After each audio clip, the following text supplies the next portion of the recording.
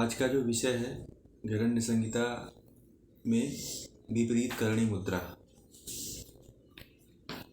इससे पहले हम लोगों ने महाभेद मुद्रा के बारे में पढ़ा था कल।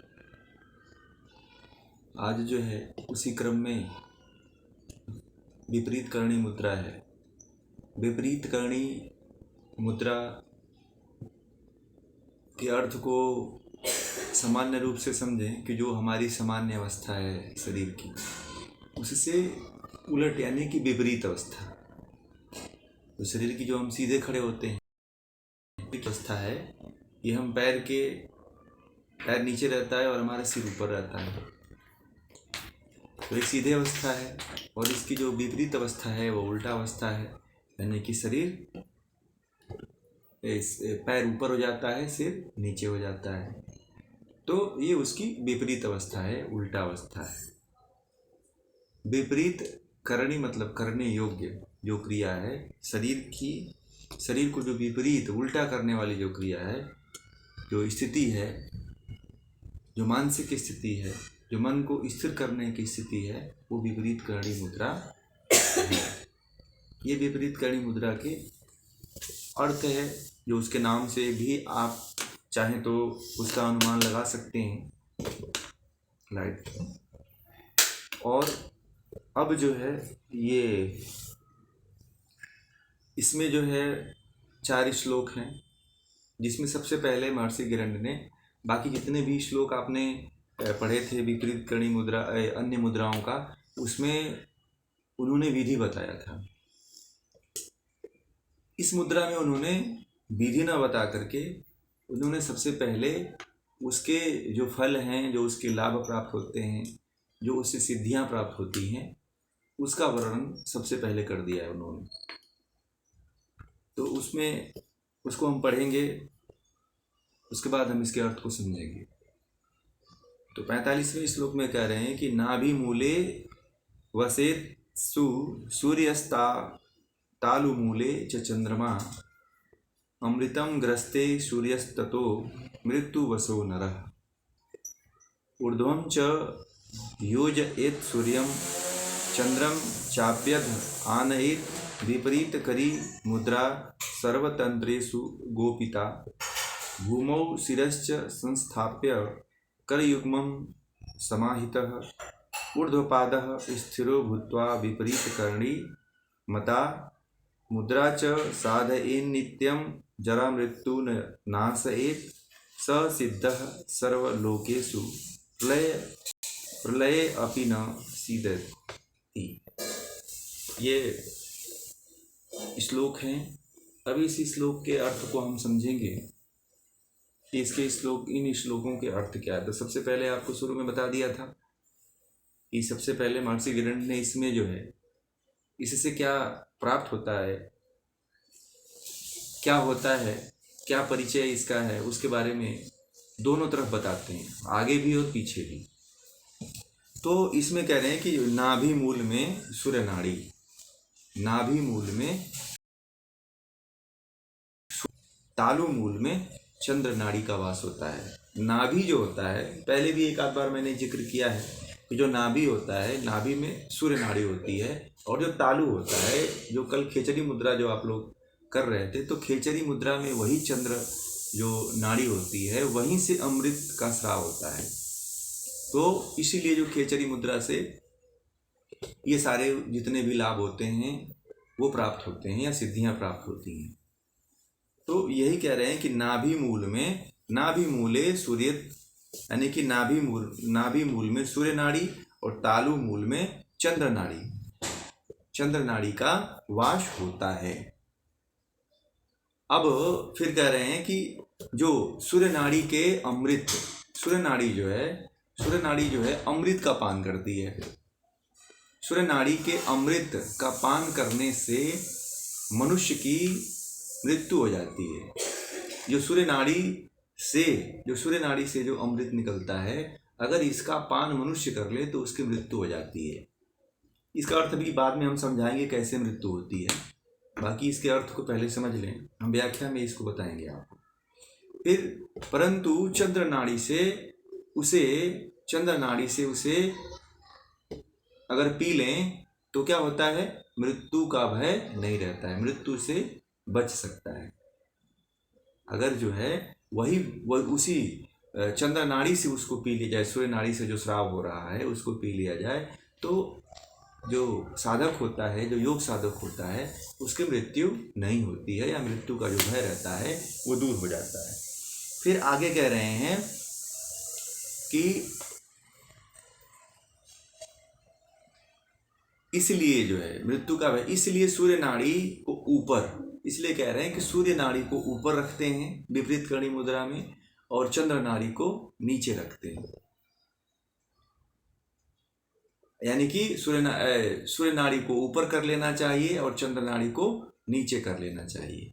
उसके बाद कह रहे हैं कि यही विपरीत करणी मुद्रा है, कह रहे हैं कि यही विपरीत करणी मुद्रा है। सबसे पहले तो उन्होंने बताया कि जो नाड़ियां हैं, पहले नाड़ियों को समझिए आप, जो इसके क्या लाभ हो सकते हैं, क्या हानियां हो सकती हैं, उसको आप समझिए। अगर आप डायरेक्ट सूर्य नाड़ी का पान करते हैं तो आपकी मृत्यु हो जाएगी, और वही सूर्य नाड़ी को ऊपर करके चंद्र नाड़ी को नीचे करके अगर आप पान करते हैं तो मृत्यु आपकी नहीं होगी। और कह रहे हैं कि इसे ही विपरीत करणी मुद्रा कहते हैं। अब इसकी विधि को आप समझिए, तो वो ये कहते हैं कि यह विपरीत करणी मुद्रा जो एक प्रकार, अब ये देखिए, अब इसमें उन्होंने ये बताया कि जो यही विपरीत करणी मुद्रा जो एक प्रकार से गोपनीय है, इन्होंने कह दिया कि यह विपरीत मुद्रा सर्वतंत्रेषु गोपिता, यह विपरीत करणी मुद्रा जो है गोपनीय है, इसको गोपनीय रखना चाहिए, किसी को बताना नहीं चाहिए। अब कह रहे हैं कि इसकी विधि को, अब इसकी विधि को बताएं। भूमो शिरश्च संस्थाप्य कर युग्मम समाहित, सिर को भूमि में लगाकर दोनों हाथों को जमीन से टेक लगाएं, फिर दोनों पैर को ऊपर उठाकर कुंभक, दोनों पैर को जैसे ऊपर उठाएंगे उसके बाद जो है कुंभक के द्वारा वायु को रोकें, यही विपरीत करणी मुद्रा कहलाती है। अब देखिए, आप जो लोग विपरीत करणी मुद्रा करते हैं उसमें बड़ा अंतर होता है। केवल आप शरीर को उठा देते हैं और रोक करके श्वास प्रश्वास चलती रहती है, रोक के रखे रहते हैं, बने रहते हैं उसमें, और इसको बोल देते हैं कि हमने विपरीत करणी मुद्रा का अभ्यास हम कर रहे हैं। यहाँ पे महर्षि ग्रहण कह रहे हैं कि जब हम हाथ का सहारा लेकर के सिर को नीचे रख करके और पैर को जब ऊपर कर देते हैं तो उसके बाद जो है हमें कुंभक करना है। कुंभक यानी कि हमें श्वास को भरना है, श्वास को भरने के बाद जो है रोक करके रखना है यथाशक्ति। अब इसमें किसी बंद की बात नहीं कहें, वैसे इस मुद्रा में जालंधर बंद अपने आप लग ही जाता है, अगर करें देखें तो लगाने की जरूरत नहीं पड़ती है, इसमें वैसे ही जालंधर बंद लग जाता है। तो इसमें कुंभक करना जरूरी है। कुंभक करिए यथाशक्ति, जब तक आप रोक सकते हैं तब तक उस अवस्था में रोक के रखिए, बने रहिए, और उसके बाद से फिर जो है श्वासों को छोड़ते हुए फिर पैरों को नीचे ले जाइए। यह है विपरीत करणी मुद्रा। अब इस मुद्रा के जो अभ्यास से जो आध्यात्मिक लाभ होता है उसके बारे में बता रहे हैं, शारीरिक और आध्यात्मिक लाभ। तो कहते हैं कि इस मुद्रा के अभ्यास से जरा मृत्यु का नाश होता है। जरा मृत्यु, बुढ़ापा और जो मृत्यु का भय होता है वह नहीं होता है, उसका नाश होता है। फिर कह रहे हैं कि यह सभी लोकों में आपको सिद्ध संपन्न बनाता है। ये केवल पृथ्वी लोक में ही नहीं, जो 14 लोक बताए गए हैं, पृथ्वी की तरह ऐसे कई लोक हैं, 14 लोक कहे गए हैं कि पृथ्वी की तरह जो है ऐसे हम लोग पृथ्वी पर हैं, ऐसे ही 14 लोक हैं। तो वो कहते हैं कि अगर विपरीत करणी मुद्रा जो व्यक्ति कर लेता है तो वो जो है सभी लोकों में सिद्ध संपन्न एवं प्रलय काल में दुखित नहीं होता है। एक तो सिद्धियां उसे प्राप्त हो जाती है जो सभी लोकों में भ्रमण कर सके। हम और आप केवल एक लोक को जानते हैं, वैज्ञानिक अभी पता लगा रहे हैं मंगल ग्रह की या अन्य जो लोक हैं उन लोगों की, मगर महर्षि ग्रहण कह रहे हैं कि जो इस विपरीत करणी मुद्रा को सिद्ध कर लेता है यानी कि वो अन्य लोकों में भी विचरण कर सकता है, अन्य लोकों में भी जा सकता है। इसलिए कि वह जो है अन्य लोगों को सिद्ध कर लेता है, अन्य लोगों की जो सिद्धि है उसमें भी वो संपन्न हो जाता है, जाने के लिए वहाँ पे भ्रमण करने के लिए जा सकता है। और प्रलय काल में वो कभी दुखित नहीं होता। जब प्रलय आती है, प्रलय तो आती है हर मनवंतर के बाद, जो है प्रलय आती है मनवंतर पूरा होने के बाद, एक युग पूरा होने के बाद जो है, चारों युग जो पूरा होते हैं तो उसके बाद जो है प्रलय आती है। तो ये जो प्रलय जब आती है तब जो है वो उसके ऊपर कोई प्रभाव नहीं पड़ता है। ये है विपरीत करणी मुद्रा। तो विपरीत करणी मुद्रा का ये जो है अर्थ रहा। अब इसको समझिए कि नाभि, सबसे बड़ी बात होती है नाभि। नाभि को हम बड़ा ही सामान्य रूप से ले लेते हैं। इसकी व्याख्या को समझेंगे कि इसकी व्याख्या में हम इसके एक एक चीज के बारे में आपको समझाएंगे। तो नाभि सबसे पहले आई। नाभि मूल, नाभि मूल मतलब नाभि का जो जड़ है उसमें जो एक तो चक्र से भी संबंधित है, हमारे जो मणिपुर चक्र कहा जाता है, तो एक तो मणिपुर चक्र से संबंधित है। तो नाभि जो मणिपुर जो चक्र है या नाभि मूल में जो सूर्य नाड़ी है, एक तो चक्र है, चक्रों में ही वही जो सुषुम्ना नाड़ी है, वज्र नाड़ी है, ये जो तमाम जो नाड़ियाँ हैं 72,000 से ऊपर नाड़ियाँ बताई गई हैं। उसमें भी कुछ नाड़ियाँ, 3 मुख्य नाड़ियाँ बताई गई हैं। अभी सूर्य नाड़ी अलग है, शायद हम लोग 3 नाड़ी के बारे में ही जाते हैं, इड़ा पिंगला सुषुम्ना, इसके बारे में ही पढ़ते हैं, इसी के बारे में जानते हैं।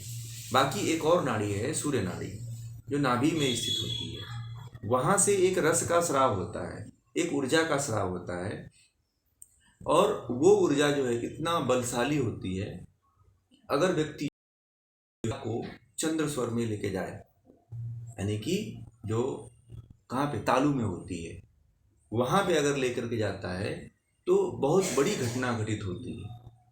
और ऐसी घटना घटित होती है कि फिर वो जो है, जो महर्षि घरंड कह रहे हैं, वो सारी चीजें प्राप्त हो जाती हैं उसको।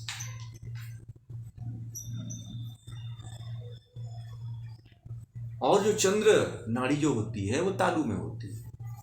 जो चंद्र नाड़ी होती है, जो चंद्र जो 9वां 8वां जो स्वर चक्र माना जाता है, 9वां जो चक्र माना जाता है चंद्र स्वर।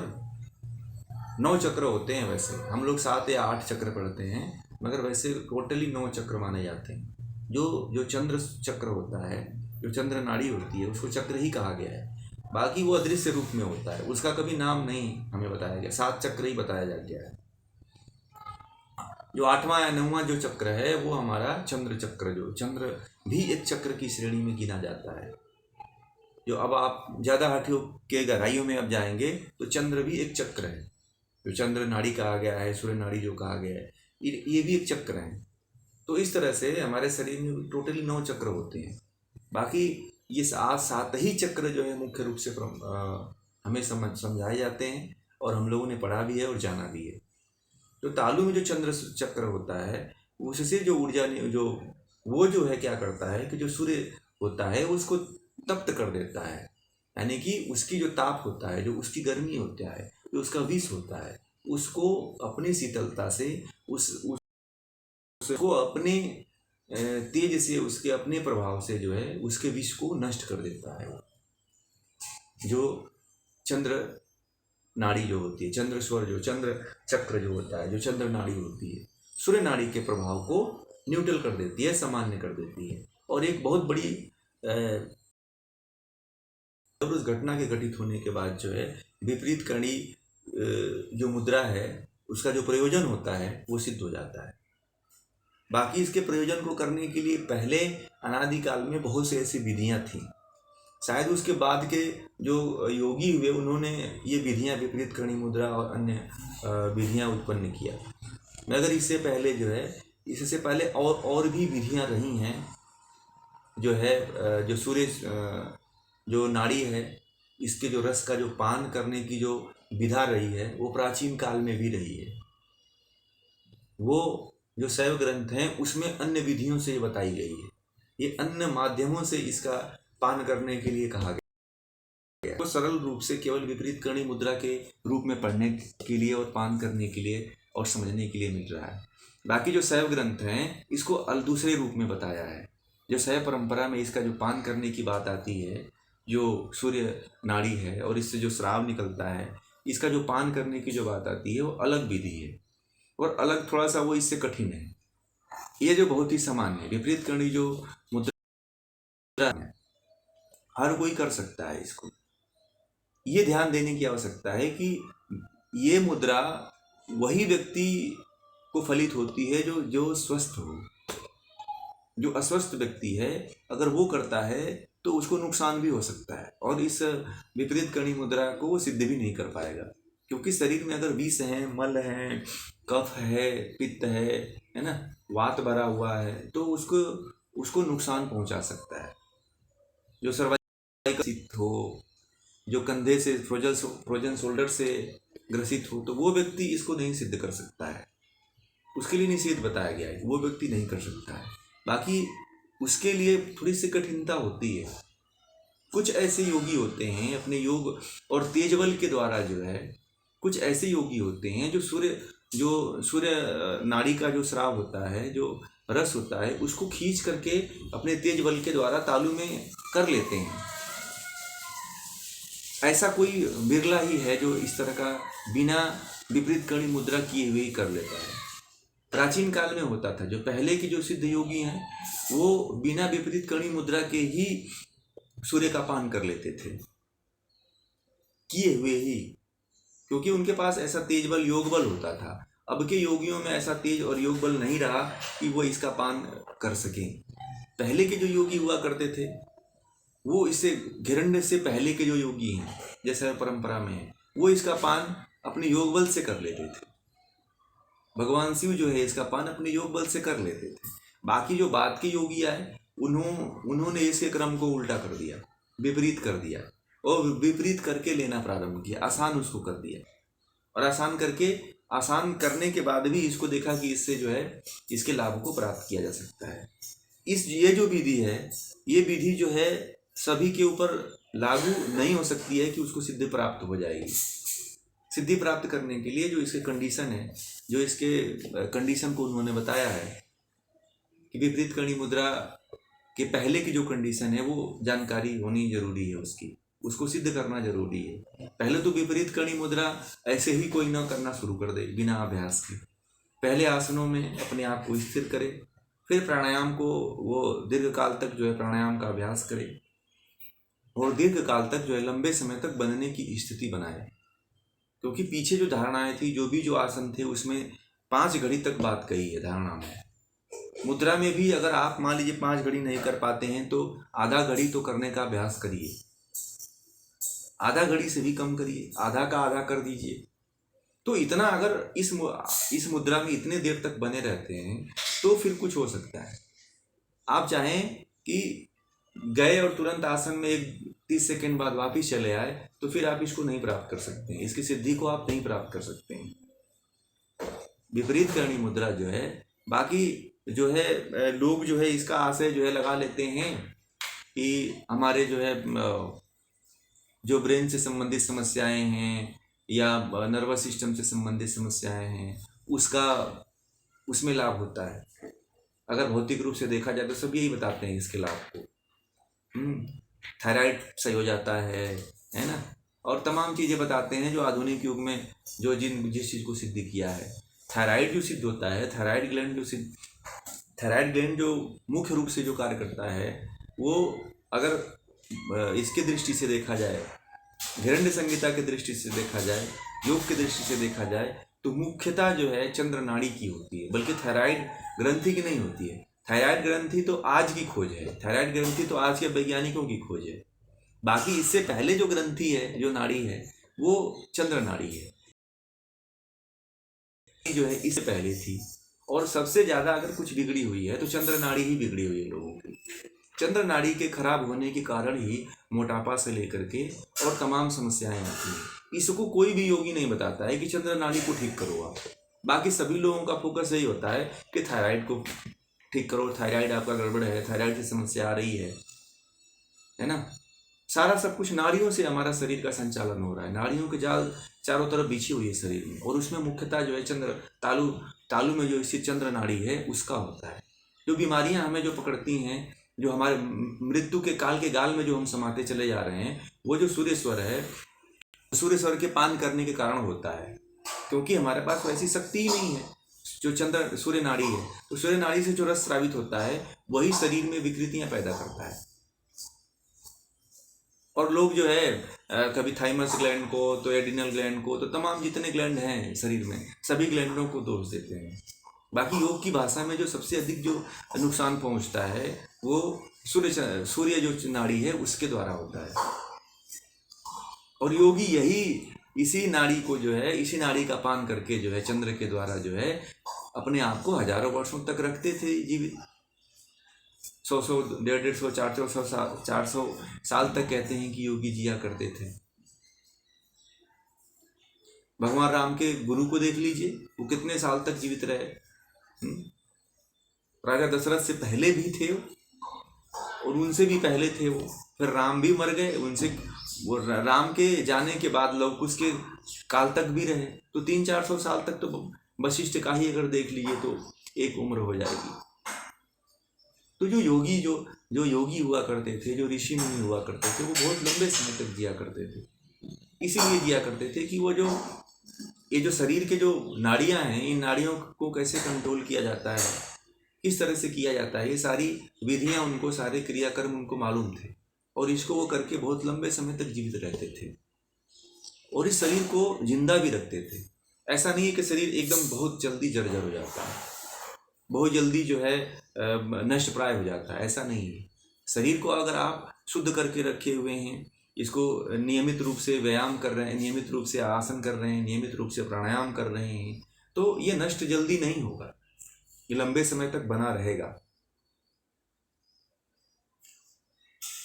तो जो सूर्य है वो सूर्य स्वर को कंट्रोल करने की कोशिश करिए। बाकी जो पहले के समय में जो सूर्य स्वर था, सबसे अधिक महिलाओं को प्रभावित करता है सूर्य स्वर। तो जो सूर्य स्वर जब महिलाओं को प्रभावित करता था, तो एक हमारे देश में परंपरा थी, वो अब धीरे धीरे नष्ट हो गई है। वो थी परंपरा जो है नाभि बैठाने की। नाभि विज्ञान इतना बड़ा था कि सूर्य स्वर को ठीक करने के लिए हमारे देश में बहुत बड़ा एक विज्ञान था। इस विज्ञान को ऐसे विलुप्त किया गया, इस विज्ञान को ऐसे नष्ट किया गया कि धीरे धीरे एक एक लोगों तक बढ़ता महिलाओं तक आया, और महिलाओं के बाद आज समाप्त हो गया। उसको कोई नहीं जानता। हर महिला का और पुरुष दोनों का जो है नाभि चक्र है, जो नाभि नाड़ी है, जो सूर्य नाड़ी है, वो खराब रहती है।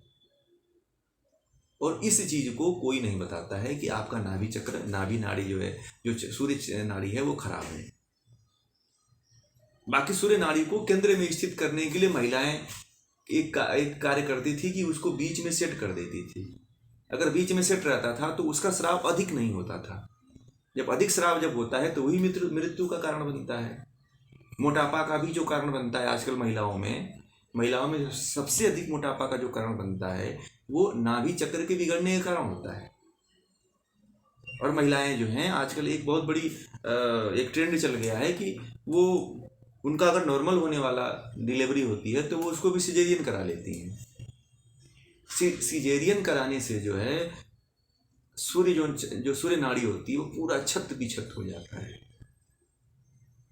और आप कुछ भी कर लीजिए, अपने स्थान पे वो कभी नहीं आता है जब तक कि आपकी मृत्यु नहीं होती। बहुत से ऐसे लोगों को देखा, चलिए जिनका बहुत मुश्किल है कि जिनका नॉर्मल डिलीवरी नहीं हो पाएगा, वो मरने की स्थिति आ गई है, वो तो करवा लें।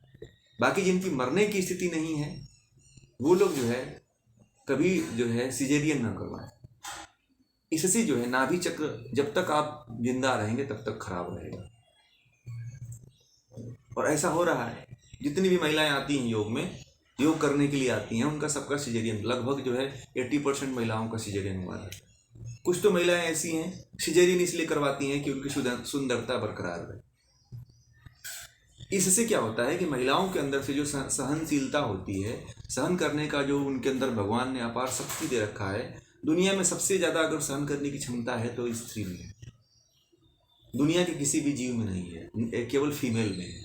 मेल में तो है ही नहीं। वो केवल फीमेल में है, जो सहन करने की शक्ति जो है दुगुना होती है पुरुषों से। वो क्षमता जो है धीरे धीरे वो नष्ट हो रही है। वो भावना जो है, वो जो गुण है, वो जो ईश्वर के द्वारा प्रदत्त जो है, वो नष्ट हो रहा है। और जब तक नॉर्मल रूप से बच्चा नहीं पैदा होता है, तब तक जो है शरीर जो है, नाभि जो है अपने स्थान पे नहीं आती है। इसलिए सूर्य स्वर खराब हो जाता है। सूर्य स्वर को स्थिर रखना है तो हमेशा नॉर्मल डिलीवरी को प्रश्रय दीजिए, उसकी प्रमुखता को बढ़ाइए। कभी खराब नहीं होगा, कभी थायराइड नहीं बढ़ेगा, कभी मोटापा नहीं होगा, या अन्य बीमारियां कोई नहीं हो सकती। तो एक तो नाभि को ठीक करके किया जाता था। नाभि को घर में महिलाएं बैठा दिया करती थीं, या कोई ऐसा गांव में कोई विशेष पुरुष होता था या महिलाएं कोई विशेष होती थी जो इसको अपने आप ठीक कर दिया करती थी। अब वो विद्या हमारे देश में नहीं रही। अब आधुनिक विज्ञान इसको मानता ही नहीं, नाभि विज्ञान को। इससे पुरुष के भी नाभि ठीक होते हैं और महिला के भी ठीक होते हैं, दोनों के ठीक होते हैं। ऐसा नहीं केवल महिलाओं के ही नाभि सूर्य नाड़ी खराब होती है। पुरुष के तो सूर्य नाड़ी इतना खराब है कि मत पूछिए। पुरुष के सूर्य नाड़ी खराब होने से जो है उसकी काम प्रवृत्ति बढ़ जाती है, उसका पेट बढ़ जाता है, पेट जो है बहुत टाइट हो जाता है, बड़ा हो जाता है, शरीर मोटा हो जाता है, वो भोदू हो जाता है, लंद फंद चलता है वो इधर उधर ऐसे। सूर्य स्वर बढ़ जाने से जो है उसके हार्ट में तकलीफ आ जाती है। आजकल सबसे अधिक पुरुषों को अगर कोई समस्या है तो हार्ट की समस्या है। वो सूर्य नाड़ी के खराब होने के कारण ही है। अभी इस बात को विज्ञान नहीं बताता है, वो इस पे इतना गहराई तक पहुंचता ही नहीं कि इसको बता पाए। वो मानता ही नहीं है नाभि के विज्ञान को, वो सूर्य नाड़ी को मानता ही नहीं है, ना ही चंद्र नाड़ी को मानता है। अभी स्थित कहाँ होती है? यहाँ पे सूर्य नाड़ी स्थित होती है, चंद्र नाड़ी स्थित होती है तालु में। और वही जो है हमारे नाक के द्वारा हम लोग देखते हैं इड़ा पिंगला के नाम से।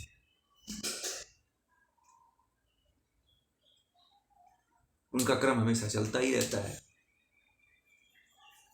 अब ये जो सूर्य नाड़ी है, चंद्र नाड़ी है, उसको विपरीत करने की बात ये सामान्य लोगों की है, ये सामान्य लोग करें।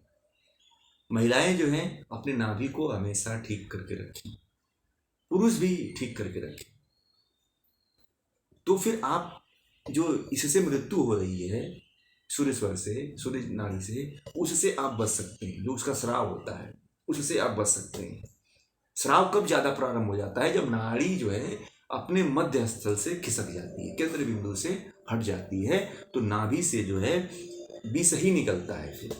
और वो विष जो है हजारों बीमारियों को उत्पन्न करने वाला होता है। जब केंद्र में रहता है तो पूरा शरीर स्वस्थ रहता है, मन प्रसन्न रहता है, काम करने की क्षमता बढ़ जाती है। यह है सूर्य और चंद्र नाड़ी का। और सूर्य और चंद्र नाड़ी पे ही विपरीत करणी को बनाया गया है। इसी को ठीक करने के लिए विपरीत करणी मुद्रा का मतलब आविष्कार किया ऋषियों ने। शोध, इसमें बहुत बड़ा शोध की आवश्यकता है विपरीत करणी मुद्रा पे। विपरीत करणी मुद्रा आम ये देखने में बड़ा ही इजी लगती है और बहुत सामान्य लगती है, मगर विज्ञान की दृष्टि से देखा जाए, शरीर की दृष्टि से देखा जाए, तो अपने आप में बहुत ही परिपूर्ण मुद्रा है ये। क्योंकि ये सुषुम्ना के जागरण का भी एक बहुत बड़ा कारण बनती है ये मुद्रा जो है। आज जो बाल पकने की जो स्थिति कहते हैं ना कि सब छोटे छोटे बच्चों के बाल पक रहे हैं, जो महिलाएं हैं या लड़कियां हैं कम उम्र में जो बाल पक रही हैं, वो बाल पकने का कारण क्या है? एक तो हमारा खान पान है, दूसरा सूर्य नाड़ी खराब है। सूर्य नाड़ी का जो स्राव होता है वो गर्म होता है, और गर्म से जो है हमारे इतना गर्म तप्त बढ़ जा रहा है कि बाल जो है हमारे सफ़ेद हो जाते हैं। चंद्र स्वर तो जागृत है ही नहीं है। चंद्र स्वर को हमने भोजन का स्वाद दे करके इसको खत्म कर दिया। जीभ को छील करके, जीभ को प्लास्टिक से और लोहे के छिलके से छील करके इसको जो सेंस पॉइंट है उसको हमने खत्म कर दिया, और वो कभी भी जो है उसका रसपान नहीं कर पाएगी। लोग जो है दिन 2 बार ब्रश करते हैं तो दोनों बार जीभ को छीलते हैं, बहुत जबरदस्ती छीलते हैं। कभी भी जो है छिलके का उपयोग नहीं करना चाहिए ब्रश करते हैं। जब भी आप ब्रश करें, आप जो है अंगुली, एक तो योग के माध्यम से दोनों बीच की अंगुलियों के माध्यम से जीवा को साफ करने की बात कही गई है, जीवा मूल को साफ करने की बात की गई। बाकी कभी उसमें ऐसा नहीं कहा है योग के किसी भी ग्रंथ को पढ़ लीजिए उठा करके, तो उसमें किसी यंत्र के द्वारा जीभ को साफ करने की बात कभी नहीं, कहीं नहीं कही। और हम लोग उसका उपयोग करना शुरू कर देते हैं। जो जड़ में ही जीवा के जो मूल है, इसको इतना तक हम छीलते चले जाते हैं कि उसके जो मूल, जो जहाँ से वो चंद्र स्वर जागृत होता है, वो कभी जाग ही नहीं पाए, न कभी स्वस्थ रहता है। ऐसी स्थिति आती है। ये जो विपरीत करणी मुद्रा है ना, तो सूर्य और चंद्र पे ही पूरा डिपेंड है, ये समझिए। ये बाकी जो क्रिया है, प्रतिक्रिया है, जो इसके लाभ है, ये तो गौण है। मैंने इसीलिए केवल सूर्य और चंद्र पे ही आप लोगों को समझाया कि इसको समझ जाइए। आप तो देखिए, ये भौतिक लाभ आपको मिलते हैं, आध्यात्मिक लाभ की तो मैंने बात ही नहीं किया। आध्यात्मिक लाभ तो इतने हैं कि जिसकी आप कल्पना नहीं कर सकते। फिर आप जो सतचित आनंद की जो स्वरूप है हमारा, उसमें आप विचरण करने लगते हैं, उसकी अनुभूति होने लगती है। पहले के समय में जो लोग हुआ करते थे, जो पहले के समय में जो ऋषि मुनि हुआ करते थे, वो योग बल के द्वारा शरीर इतना हष्टपुष्ट और सुदृढ़ रहता था, योग बल के द्वारा इसका पान किया करते थे। बाकी अब ऐसा नहीं रहा। वो योग, वो जो परंपरा थी, वो धीरे धीरे विलुप्त हो गई। इसलिए जो ये समस्या हमें झेलने और देखने को मिलती है।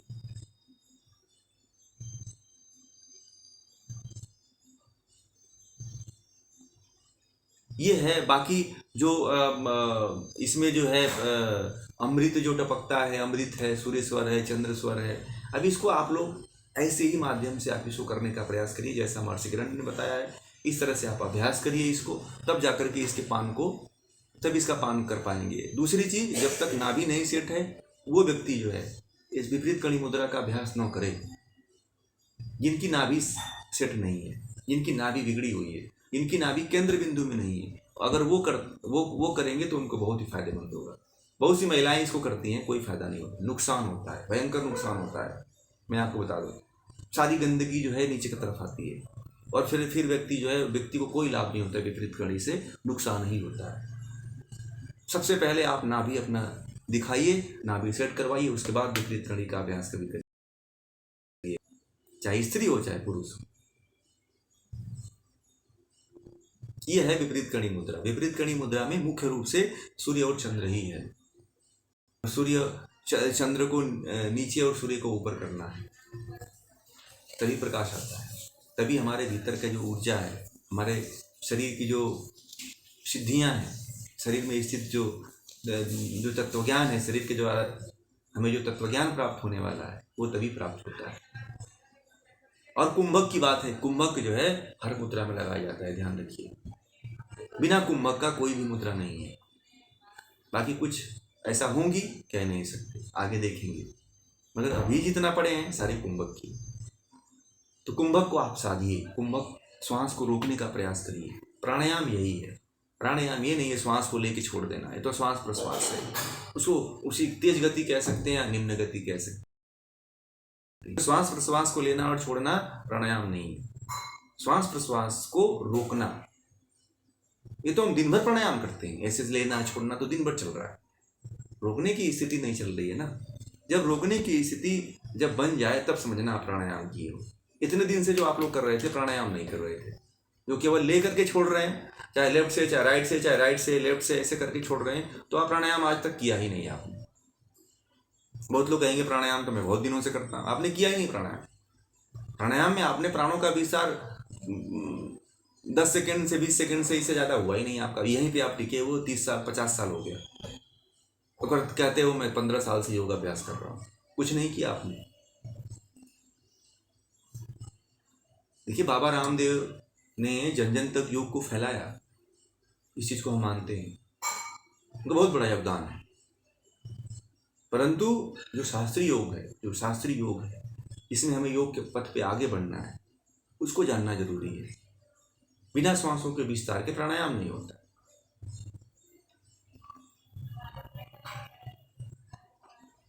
तो ये इसमें सब कुछ इसमें निहित है। तो जैसा ऋषियों ने बताया है, जैसा योगियों ने बताया है, जैसा योग विद्वानों ने बताया है, उसी तरह से करने का प्रयास करें। तो आज का ये विपरीत कणी मुद्रा का जो विषय था वो यहीं पे आज समाप्त होता है।